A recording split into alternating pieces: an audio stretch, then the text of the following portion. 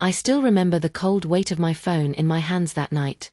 The screen glowed with evidence I couldn't ignore: text messages, hotel receipts, photos that weren't meant for my eyes. My husband of 12 years had been living a double life with my friend for the past 8 months. 8 months. I sat on our bedroom floor, back against the wall, scrolling through their exchanges, words of passion, plans for their future, complaints about me, my work schedule, my trust issues, my ignorance. The irony wasn't lost on me. I trusted too much, not too little. "You still up, babe?" he called from downstairs. His voice, once the sound that made my heart skip, now made my stomach turn. I quickly locked my phone. "Just finishing some work emails," I replied, surprised by how steady my voice sounded when everything inside me was collapsing. I remember thinking, I should be screaming. I should be throwing things. I should be confronting him right now. But something deeper, something colder, took over. A clarity I'd never experienced before. "I'm heading to bed. Early meeting tomorrow," he said. The casual lie rolled off his tongue so effortlessly. His meeting was actually a breakfast date with her at their favorite spot, according to the texts I'd just read. "Okay. Sweet dreams," I called back, the words tasting like ash. How many nights had he slept beside me after being with her? How many showers had he taken to wash away her scent before climbing into our bed? How many times had I sensed something off but convinced myself I was being paranoid? I waited until I heard his soft snores before sliding back into bed, keeping as much distance between us as possible. I stared at the ceiling, my mind racing. The betrayal wasn't just about the affair. It was about the elaborate web of lies. The careful planning. The calculated deception. This wasn't a mistake or a moment of weakness. This was methodical. And her, my friend. The woman who had cried on my shoulder about her own relationship problems. The same woman who'd accepted dinner invitations to our home, sat across from me with a smile while her foot played with my husband's under the table. I'd accidentally discovered everything while using his laptop to order a surprise anniversary gift. A notification popped up, a hotel confirmation for the following weekend. The same weekend he'd told me he was going fishing with colleagues. One click led to another, and his entire secret life unraveled before my eyes. The next morning, I watched him prepare for his day. Whistling. Adjusting his tie. Checking his watch. The perfect picture of a devoted husband heading to work. He kissed my forehead before leaving. I felt nothing but a strange fascination at his performance. "Have a good day," he said with a smile that never reached his eyes. "You too," I replied, thinking, you have no idea what's coming. After he left, I called in sick to work for the first time in 3 years. I needed space, to think, to plan. I wasn't going to confront him in tears. I wasn't going to beg for explanations or throw accusations. I'd already seen all the evidence I needed. No. This required something different. Something they wouldn't expect. I made coffee and sat at our kitchen island, staring at the wedding photos hanging on our wall. We looked so happy, so in love. Was it real then? When did it change?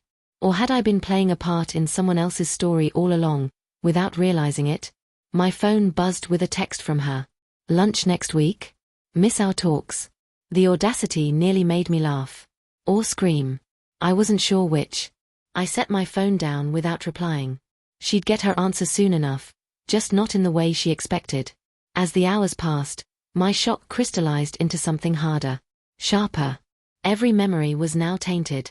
Every loving moment called into question. The Valentine's Day when he was working late but came home with flowers and chocolate, had he been with her first? The weekend trip he cancelled because of work emergencies, had they been together at some hotel, laughing at my gullibility? I picked up my phone again and dialed a number I'd never called before. "Hello." A deep male voice answered. "Hi, this is her friend," I said, my heart pounding. "I think we need to talk." There was a pause on the other end. About what exactly? About our spouses, and what they've been doing behind our backs. Another pause. Longer this time. "I'm listening." That conversation changed everything. He had suspected something, but had no proof. Now we both had all the evidence we needed. And as we talked, a plan began to form. Not a plan born of blind rage, but something more precise. More fitting. "What do you want to do?" he asked after I laid out what I'd discovered. I took a deep breath. I think we should invite them to dinner, I said.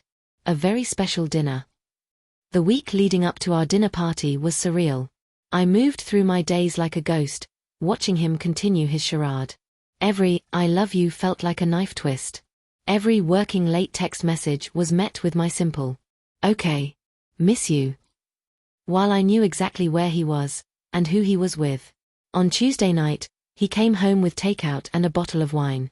A peace offering for being absent lately. He blamed work pressure. Client demands. I nodded sympathetically and poured the wine. "You're the best," he said, squeezing my hand across the table. "I don't deserve you." That, at least, was honest. "Actually," I said, keeping my voice casual, "I was thinking of hosting a dinner this weekend. Nothing fancy. Just us, and them." His fork paused halfway to his mouth. A flicker of panic crossed his face before he recovered. "Any special occasion?" he asked, too carefully. I shrugged. "No. Just been a while since we've had friends over. And you know how I miss entertaining." He nodded slowly. "Sure. Sounds nice." I watched him pull out his phone later that night. Surely texting her about this unexpected complication. I imagined their panic. Their hasty planning. Would they cancel? Make excuses? I almost hoped they would. It would only confirm their guilt. But they didn't. She texted me the next morning. "Love the dinner idea. Can I bring anything? Wine? Dessert?" The performance continued. I responded with cheerful suggestions, as if I was still the oblivious friend. The trusting wife. I cleaned the house on Saturday morning. Prepared an elaborate meal. Set the table with our best china. He watched me nervously. "You're going all out," he commented, hovering in the kitchen doorway. "I want everything to be perfect," I replied with a smile that didn't reach my eyes. When the doorbell rang at exactly 7 p.m., he jumped. I wiped my hands on a towel and went to answer it, touching his arm reassuringly as I passed him. "Relax," I whispered. "It's just dinner." He stood at the door with a bottle of expensive scotch and a tight smile. He played his part perfectly, the oblivious husband greeting him with a handshake, complimenting our home. She arrived 10 minutes later, flustered and overdressed, carrying a bakery box. "Sorry I'm late," she chirped, hugging me too tightly. "We had to take separate cars." He came straight from the office. I accepted the hug, feeling her heart pounding against mine. Was it fear? Excitement? Guilt? "No problem at all," I assured her, taking the dessert box. "We're just getting started." The four of us moved to the living room for drinks. I watched them carefully. The way they avoided eye contact, the careful distance they maintained, the nervous way they both drank too quickly. "So," he said, clearly trying to keep things normal. "How's the new project going?" He smiled thinly. "Challenging. Lots of unexpected developments." I caught his eye briefly. We'd prepared for this evening meticulously. Dinner proceeded with excruciating small talk, work stories, neighborhood gossip, politics, weather, all while underneath, currents of tension swirled.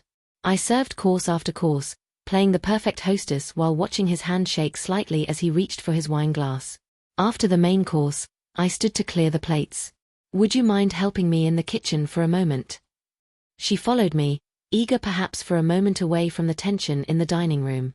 As we stood side by side at the counter preparing dessert plates, she tried for normalcy. "Everything is delicious. You've outdone yourself." I placed 4 small plates on a tray. "Thank you. I wanted tonight to be memorable." "Is everything okay?" she asked, noticing something in my tone. "You seem different." I looked directly into her eyes. "Actually, I've been different for about a week now, since I found out about you and him." The color drained from her face. She opened her mouth, closed it again. I don't know what you're." "Please don't," I cut her off, my voice still low, controlled. "Don't insult me with denials. I've seen everything. The texts, the photos, the hotel receipts. I know about the apartment viewings. I know about the plans to leave in the spring. I know it all." She gripped the counter, her knuckles white. "I can explain." "Save it," I said, picking up the dessert tray. "You can explain to both of us. To your husband too." Her eyes widened. "He knows." I smiled coldly. "We've had some interesting conversations this week." Very enlightening. I walked back toward the dining room, leaving her frozen behind me. Are you coming? I called over my shoulder. Dessert is served. As we returned to the dining room, I could feel her panic radiating beside me. He looked up, his smile faltering when he saw her face. Her husband sat calmly, swirling the scotch in his glass, a dangerous glint in his eyes. I set the dessert plates down carefully. Each one held a small chocolate mousse cake with a decorative garnish, and something else. Beneath each garnish on their plates lay printed screenshots of their intimate text exchanges. Before we dig in, I said, taking my seat, I thought we might talk about honesty and relationships. His eyes darted from me to her to the untouched dessert plates. What's going on? He asked, his voice tight. I tilted my head. Why don't you tell us? Or better yet, why don't you explain together? You two seem to be quite good at collaboration. The silence was deafening. She remained standing, her back against the wall. He looked like he might be sick. I think, her husband said, breaking the silence, that they're waiting for us to have a meltdown. Tears, accusations, the usual betrayed spouse routine. He looked at me. Should we give them what they expect? I shook my head. I've cried enough in private. Tonight isn't about our pain. It's about consequences. He pushed his plate away, finally finding his voice. This is ridiculous. Whatever you think you know. Go ahead, I interrupted, nodding toward his dessert plate. Look underneath. Both of you. Slowly, reluctantly, he lifted the garnish on his dessert. His face went ashen as he recognized his own words. I can't wait to wake up next to you every morning instead of her. Just a few more months of pretending. She hadn't moved. Her husband stood, took her plate, and handed it to her. You should see what's on yours too, darling. Her hands trembled as she read the printout. Tears welled in her eyes. I'm so sorry, she whispered. Don't, her husband cut her off. Don't pretend this is a momentary lapse. Don't insult us with apologies for getting caught. I had spent the week with him planning every detail of this confrontation. Not out of vengeance, though that would have been justified, but out of a need for clarity. For control over an ugly situation that had been happening behind our backs.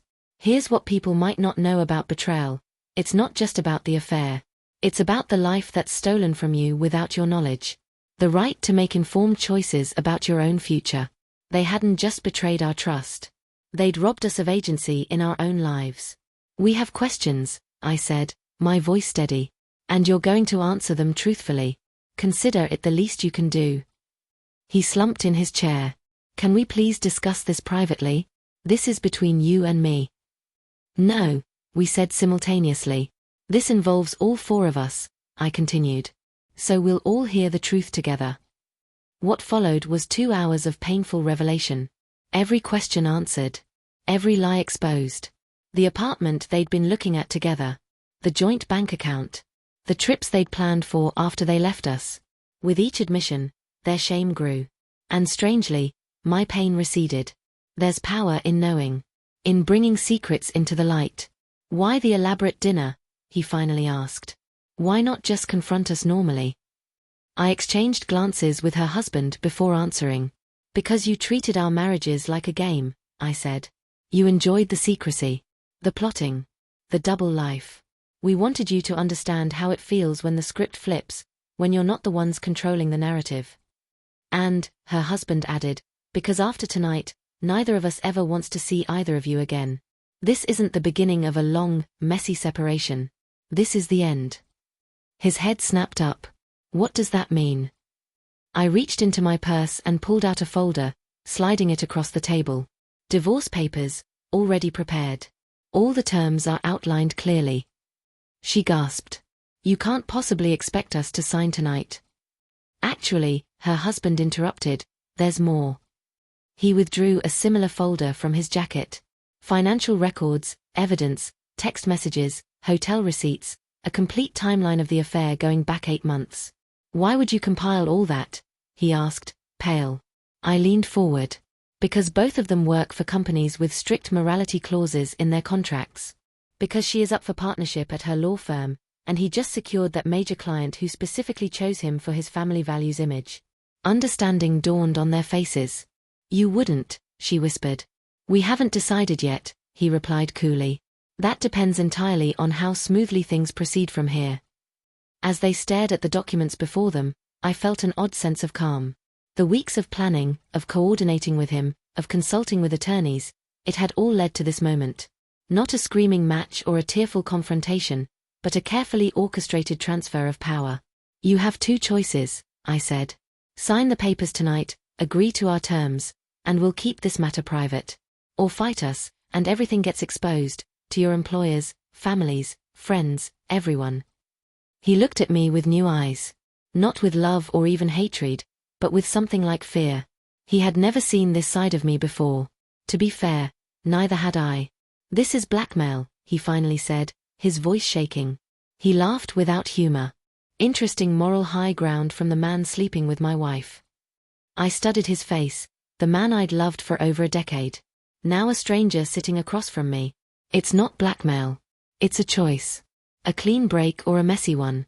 You get to decide. She had finally taken a seat, her perfect makeup streaked with tears. What are your terms? She asked quietly. Smart. She was always the pragmatic one. I nodded at him, who outlined our conditions clearly. The divorce settlements were fair, perhaps even generous, but with non-negotiable points, no alimony, clear division of assets, and a non-disclosure agreement binding all parties. And one more thing, I added. You don't get to control the narrative. No stories about growing apart or mutual decisions. When people ask, you tell them the truth, that you betrayed us, and we chose to walk away. He ran his hands through his hair, a gesture I once found endearing. This is insane. You've been planning this for how long? Not as long as you've been planning to leave me, I replied evenly. As they reviewed the documents, I remembered the night he and I had first met to discuss what we'd discovered. We'd chosen a quiet bar 3 towns over, both of us shell-shocked and raw. I thought I was going crazy, he'd confessed. Little things not adding up, coming home to find her just out of the shower at odd hours. Weekend errands taking twice as long as they should. I'd nodded, familiar with the same pattern of small suspicions I'd dismissed for months. What do you want to do? I'd asked him. His answer surprised me. I want to walk away with my dignity intact. I want control over how this ends. We'd spent the next week building our case and our exit strategy, not out of vengeance, but self-preservation. We deserved to dictate the terms of our own lives again. Now, watching them read through our carefully crafted documents, I felt no triumph, no vindictive pleasure, just a deep certainty that I was reclaiming my future. If I sign this, he said, looking up from the papers, what happens then? Then you leave, I replied simply. Tonight. Pack a bag and go to that apartment you've been viewing, or a hotel. I don't care. But you don't stay here. And my things. You can arrange to collect them next week when I'm at work. He has agreed to supervise. His eyes widened. You two have really thought of everything, haven't you? We had to, he said flatly. You gave us no choice. She looked up from the papers, her expression calculating despite her tears. And if we refuse to sign tonight? If we want our own lawyers to review these? I smiled thinly. Then by morning, your respective employers will receive very interesting email packages. As will your parents, I added, looking at him. And your sisters, I said, looking at her. Everyone will know exactly what kind of people you are. You wouldn't, she challenged. I leaned forward. 8 months, I said. 8 months. You were sleeping with my husband while looking me in the eye as my friend. You sat in my kitchen, drinking wine I poured, complaining about your marriage while sleeping with my husband. You hugged me after my father's funeral while planning weekend getaways with him. Don't test me. Something in my voice must have convinced her. She picked up the pen he had placed on the table and signed her name on the indicated lines. After a moment's hesitation, he did the same. The room felt different immediately, lighter somehow, as if a storm had passed. Is that it? He asked, his voice small. I nodded. That's it. You should pack now. As he went upstairs to collect his things, the other pulled me aside. You okay? He asked quietly. I will be, I replied. She stood awkwardly by the door, her designer purse clutched like a shield. I truly am sorry, she said. I never meant to get caught, I finished for her. Save it. Just go. When he came back downstairs with a hastily packed suitcase, he paused in front of me. For a moment, I saw a flicker of the man I'd married, uncertain, vulnerable. "I did love you," he said softly. "Maybe not the right way, but I did." I looked at him for a long moment. That's the saddest part, isn't it? That your version of love could coexist with such betrayal. He had no answer for that. As they walked out the door, not together, I noticed, but separately to their cars, I felt no satisfaction, no sense of victory.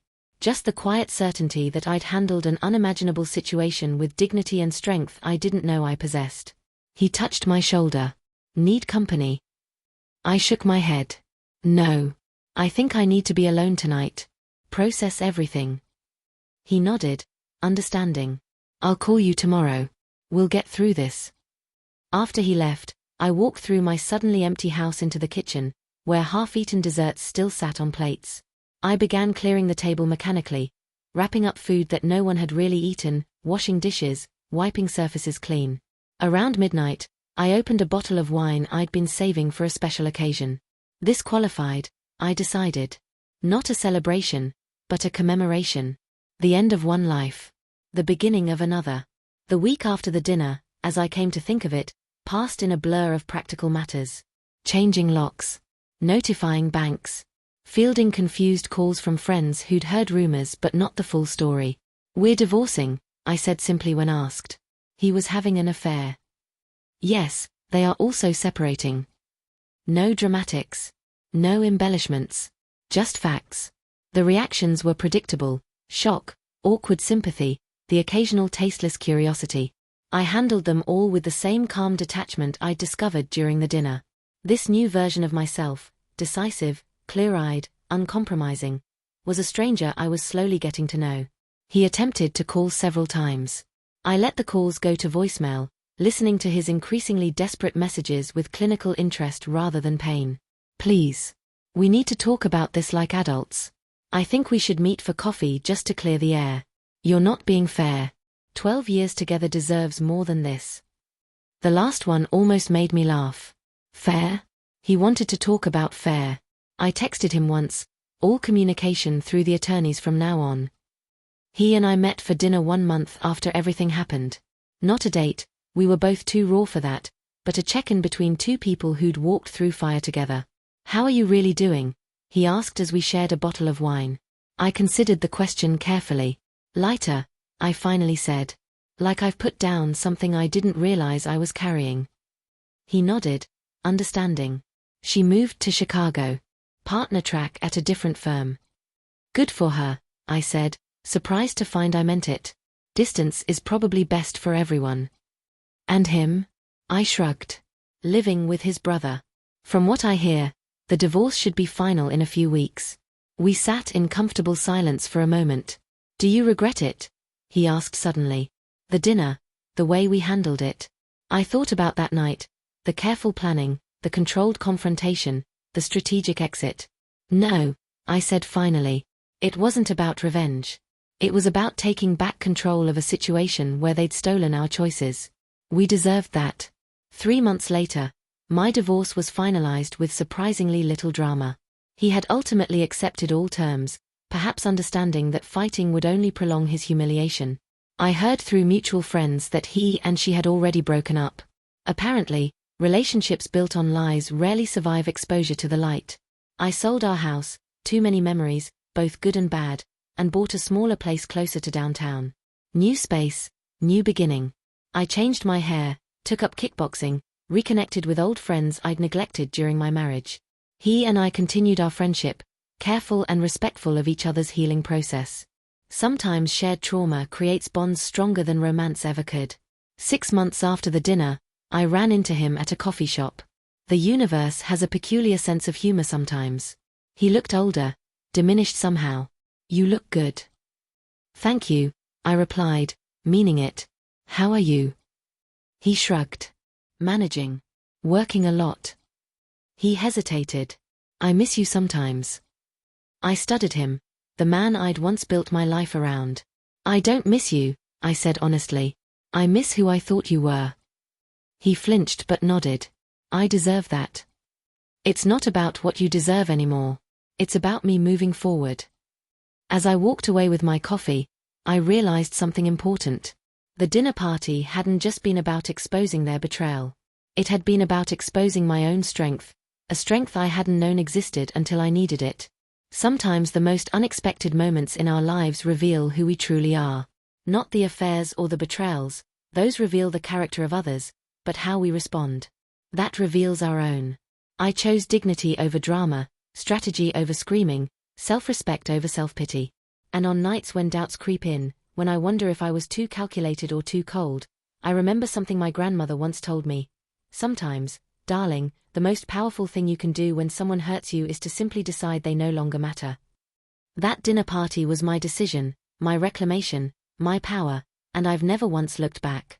Thanks for listening to my story. If you liked it, please give this video a thumbs up and subscribe for more real-life stories. Let me know what you think in the comments below. Take care and see you next time.